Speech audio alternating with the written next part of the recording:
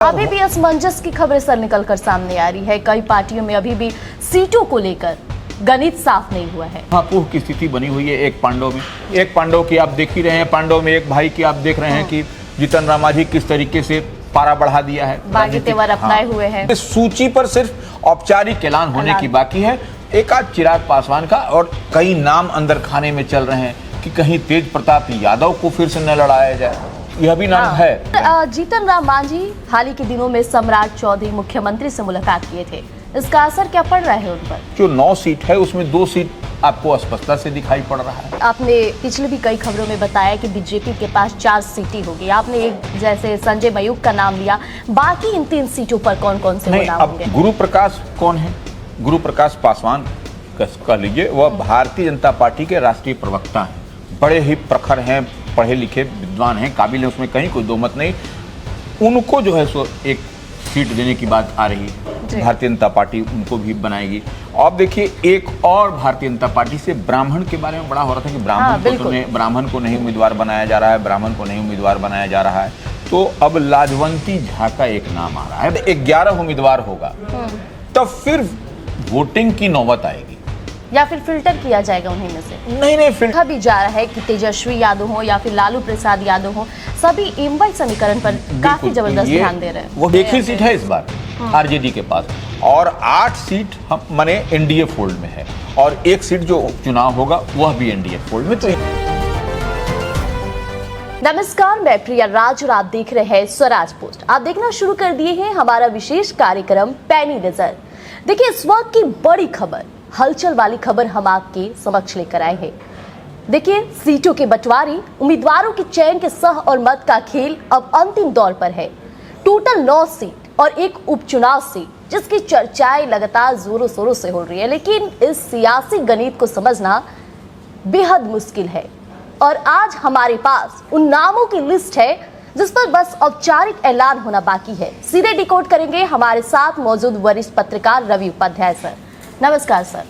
देखिए प्रिया, आप एक बात समझ लीजिए, बिहार विधान परिषद का विधानसभा कोटे से जो यह चुनाव हो रहा है, रेगुलर आपको 9 सीट पर चुनाव है, और 1 सीट पर जो नीतीश कुमार ने इस्तीफा दिया था बिहार विधान परिषद उच्च सदन की सदस्यता से, उस पर उपचुनाव हो रहा है। तो ऐसे में इन टोटलिटी 10 सीट है, तो 10 सीट पर चुनाव हो रहा है। आप देख रहे हैं कि निशांत कुमार दिल्ली चले जा रहे हैं, संजय झा जो जेडीयू के राष्ट्रीय कार्यकारी अध्यक्ष हैं उनके साथ, और नितिन नवीन जो भारतीय जनता पार्टी के बड़े और कद्दावर चेहरे हैं, राष्ट्रीय अध्यक्ष हैं, वह बिहार के दौरे पर पटना आए हैं, पटना आए हुए हैं। तो ये देखिए, सब कुछ आपको समझने की और इसको डिकोड करने की जरूरत है, यह क्या कुछ हो रहा है।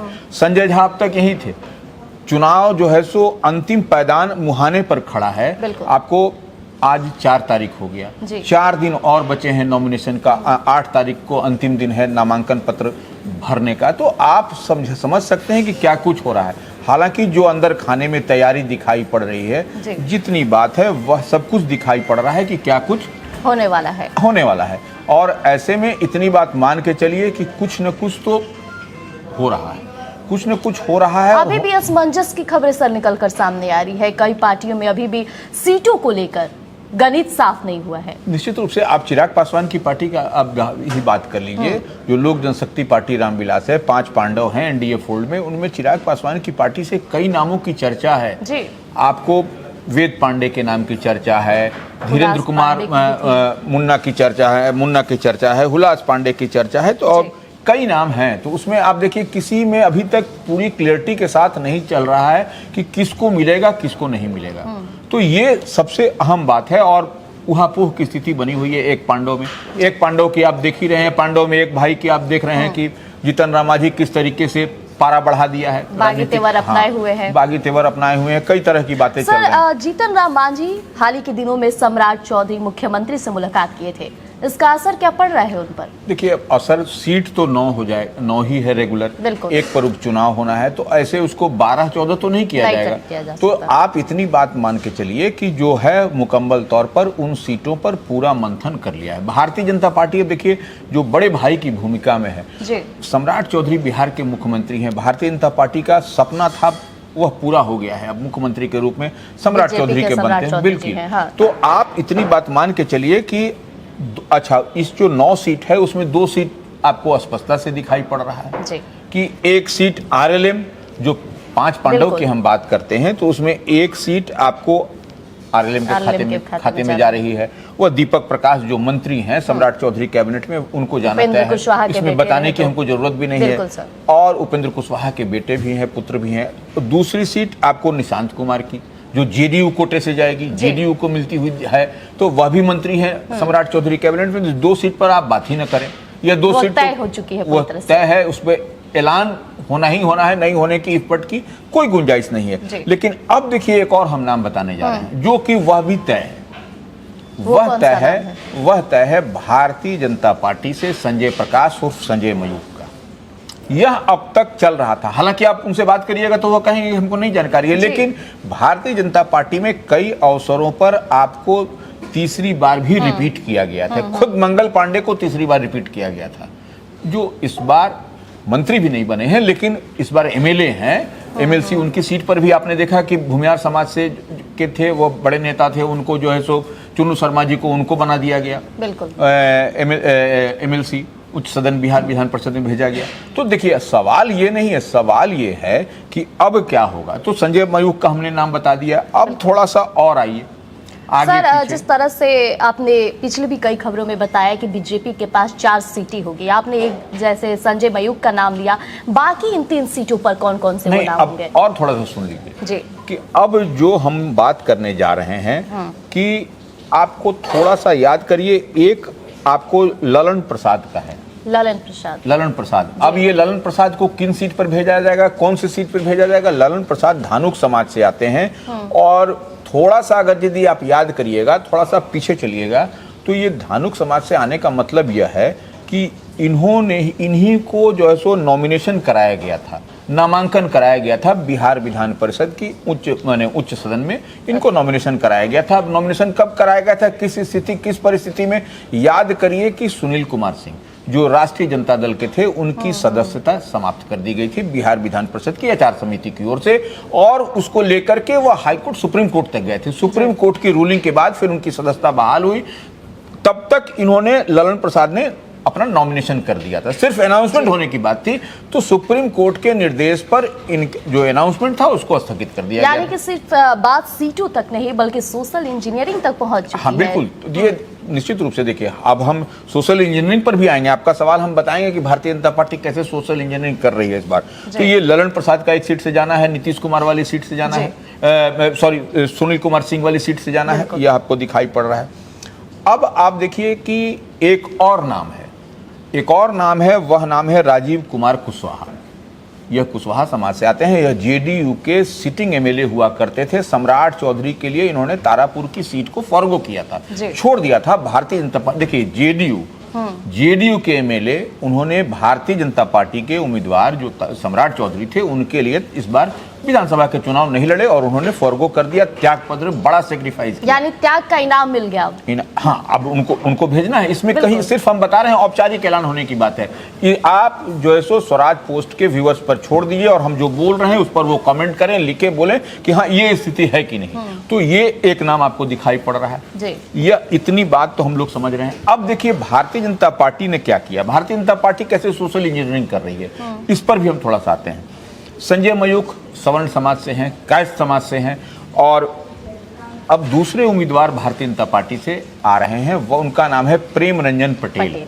वह कुर्मी समाज से हैं और उनका राज्यसभा के चुनाव के दरमियान भी उनके नाम की चर्चा बहुत थी। तो वो एक हो गए। अब देखिए गुरु प्रकाश कौन है? गुरु प्रकाश पासवान कह लीजिए, वह भारतीय जनता पार्टी के राष्ट्रीय प्रवक्ता हैं, बड़े ही प्रखर हैं, पढ़े लिखे विद्वान हैं, काबिल हैं, उसमें कहीं कोई दो मत नहीं। उनको जो है सो एक सीट देने की बात आ रही है, भारतीय जनता पार्टी उनको भी बनाएगी।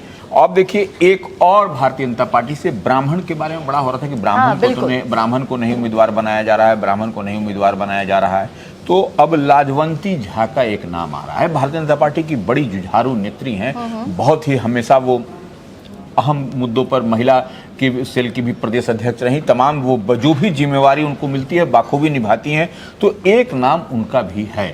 तो ये देखिए सोशल इंजीनियरिंग हो गया। सही बात है। सोशल इंजीनियरिंग, दलित भी हो गए, सवर्ण भी हो गए, ब्राह्मण भी हो गए, उसमें सबको इन लोगों ने साथ लिया। यानी टोटल मिलाकर देखा जाए तो माइक्रो मैनेजमेंट करने की कोशिश की गई है इस बार बीजेपी की तरफ से। बिल्कुल, ये स्पष्टता से दिख रहा है कि कैसे कैसे भारतीय जनता पार्टी जो है सो जिस उम्मीदवारों का जो चयन करती है काबिले तारीफ है जी। वो काबिले तारीफ है और निश्चित रूप से हर समाज के हर वर्ग हर तबका को साधने की कवायद है। सर जदयू के अंदर क्या चल रहा है? जदयू इस बार कितनी सीटों पर चुनाव लड़ने की तैयारी में है? नहीं देखिए, सीट तो जो आपस में जो अंडरस्टैंडिंग बनेगी वो 4-3 जो भी है, और ये सब हम बार बार कह रहे हैं कि जो उपचुनाव में या उपचुनाव में जो लोग आए या फिर विधानसभा के चुनाव में जो लोगों ने सेक्रीफाइस किया उसको। लेकिन अब देखिए एक बात और है जी, सीट तो 9 रेगुलर है, एक पर उपचुनाव है, 10 से 11 नहीं होने जा रहा है। अगर 11 होगा तो फिर आपको चुनाव होगा, तो जब चुनाव होगा तो उस पर भी हम आपको बताएंगे क्या स्थिति परिस्थिति बनेगी। लेकिन तब आप समझ लीजिए कि अब आपको राजपूत समाज की भी बात है। हाँ, ये हम सुमित सिंह की बात कर रहे हैं। सुमित सिंह, हाँ, सुमित कुमार सिंह जो नीतीश कैबिनेट में पहले वो मिनिस्टर हुआ करते थे। चकाई वाले सुमित सिंह की चकाई बात वाले, कर रहे हाँ हैं बिल्कुल। जी। उनके पिताश्री बड़े नेता हुआ करते थे, राजपूत के बड़े नेता हैं, धुरंधर नेता माने जाते थे। स्वर्गीय नरेंद्र सिंह जी, उनको हम व्यक्तिगत रूप से जानते हैं। तो वो उनके पुत्र की बात आ रही है, उनको उन पर जो है सो देखिए अभी जो एनडीए में राजपूत को लेकर के क्या कुछ चल रहा है यह कहने की बात नहीं है। आनंद मोहन का बयान भी सभी ने सुना। तो ये ऐसे में एक बड़े माने नरेंद्र सिंह, स्वर्गीय नरेंद्र सिंह जो बड़े समाजवादी नेता थे, बड़े तो थे, उनके पुत्र को इस बार एकोमोडेट करने की बात आ रही है कि उनको हम एकोमोडेट करेंगे। तो ये इतनी बात हमको समझ में आ रही है। अब आपका सवाल था कि मान लीजिए हम जैसे कहें कि 9 रेगुलर है और द्विवार्षिक चुनाव है और एक पर उपचुनाव है, तो सब मिलाकर के 10 सीट। अगर 11 उम्मीदवार होगा तब फिर वोटिंग की नौबत आएगी या फिर फिल्टर किया जाएगा उन्हीं में से? नहीं, फिल्टर देखिए, आपको एक सीट तो आरजेडी को मिलेगी ना जी। एक सीट तो आरजेडी के खाते में आरजेडी की ओर से भी अभी तक पूरी क्लैरिटी से नहीं हुआ है। बिल्कुल आरजेडी की ओर से यह कहा जा रहा है, जो देखिए माने जो एकदम रिलायबल सोर्सेज के हवाले से हम बता रहे हैं कि देखिए किसको देगा क्या करेगा। अभी देखिए तेजस्वी यादव भी नहीं है जी। लालू प्रसाद यादव भी स्वास्थ्य कारणों से सिंगापुर गए हुए तो हैं। आप यहाँ पर डिसाइड कौन करेगा? 4 तारीख है, आज 4 दिन बाद जो है सो अंतिम दिन है, वहाँ 4 दिन बाकी रह गए, 4 दिन बाकी है। कई नाम अंदर खाने में चल रहे हैं कि कहीं तेज प्रताप यादव को फिर से न लड़ाया जाए, यह भी नाम है। तेज प्रताप यादव पर भी जो है सो कहीं न कहीं नजर है, क्योंकि देखिए इनको तेज प्रताप के आने से तो एक इतनी बात है कि स्ट्रेंथन होगा, लेकिन तब है कि सुनील सिंह का क्या होगा जो सिटिंग एमएलसी हैं, अभी हैं वो 28 तारीख तक हैं वो एमएलसी। लेकिन मोहम्मद फारूक का क्या होगा जो एमवाई समीकरण की बात करते हैं? और सही बात है। और इस बार देखा भी जा रहा है कि तेजस्वी यादव हो या फिर लालू प्रसाद यादव हो, सभी एमवाई समीकरण पर काफी जबरदस्त ध्यान दे रहे हैं। वो भी देखिए वही सोशल इंजीनियरिंग है, क्योंकि विधानसभा के जो नतीजे आए इस बार निकल करके, उसमें आपने देखा है कि किस तरीके से बड़ा झटका, बड़ा डेंट लगा आपको। एमवाई समीकरण भी आरजेडी के साथ पूरी तरीके से मुकम्मल तौर पर इंटैक्ट नहीं रहा। क्योंकि बिहार विधानसभा में देखा गया था सर कि एमवाई समीकरण को थोड़ा बहुत वो साइड लाइन करके चले, तो उसका इफेक्ट देखा गया, परिणाम समझता है। यह एक बड़ा झोल हल दिखाई पड़ रहा है। तो इतनी बात आप समझ लीजिए कि जो हम लोग देख और समझ पा रहे हैं उसमें हो सकता है कि तेज प्रताप यादव को भी, हालांकि कई सारे उसमें उससे पहले कई सारे मसले हैं इन लोगों के बीच में कि कैसे वो पार्टी का अलायंस करेंगे, पार्टी का विलय करेंगे, क्या करेंगे यह सब। लेकिन और ये 4 दिन में तो पॉसिबल है नहीं, लेकिन पॉसिबल तो 2 मिनट में हो जाएगा। पॉसिबल तो देखिए अब उनके जो पिताश्री हैं, जो राजद के राष्ट्रीय अध्यक्ष हैं, उन्हीं को डिसाइड करना है। उनकी माताश्री पूर्व मुख्यमंत्री, बिहार की पहली महिला मुख्यमंत्री रही श्रीमती राबड़ी देवी को डिसाइड करना है। उनके भाई जो छोटे भाई हैं, अनुज है, भाइयों में प्रेम अथाह है, इसमें कहीं को देखे पॉलिटिकल विचारधारा अलग होना अलग विषय है, लेकिन इतनी बात है तो आपस में है एकजुटता। उसमें राजनीति में देखिए आप कैसे कई सारे देश के स्तर पर आपको एग्जाम्पल दिखाई पड़ेगा कि कोई इधर रहता है कोई इधर रहता है, विचारधाराएं अलग हो सकती हैं, लेकिन मुकम्मल तौर पर ये लोग हैं। तो अब देखिए देखने वाली बात होगी कि वो तेज प्रताप को आरजेडी बनाती है, जो एक ही सीट है इस बार आरजेडी के पास, और 8 सीट माने एनडीए फोल्ड में है, और 1 सीट जो चुनाव होगा वह भी एनडीए फोल्ड में। तो यह आप मान के चलिए कि 9 सीट पूरे तौर पर आपको एनडीए के पास है। एक सीट जो रेगुलर सीट जो हम लोग द्विवार्षिक चुनाव की चर्चा कर रहे हैं विधान परिषद का, वह जो है सो उसमें एक आरजेडी के पास जाना है। तो यह देखने वाली बात है। और एनडीए फोल्ड से आपको चिराग पासवान की पार्टी को एक सीट मिलना है। हालांकि अभी तक वहां पर मंथन हो रहा है और यह मंथन आपको करना है चिराग पासवान को और अरुण भारती जो पार्टी के बिहार मामलों के प्रभारी हैं, सांसद हैं जमुई सुरक्षित से, उनको तय करना है। तो यह इतनी बात हम देख और समझ पा रहे हैं कि अभी तक नहीं है। हाँ, अब आपको हम लोग क्या बात कर रहे थे कि अगर यदि 11वां उम्मीदवार होता है, हाँ, तब क्या कौन सी स्थिति परिस्थिति बनेगी। तो देखिए, थोड़ा सा आप याद करिए 2016 का राज्यसभा का चुनाव हरियाणा का, वहां पर क्या हुआ था।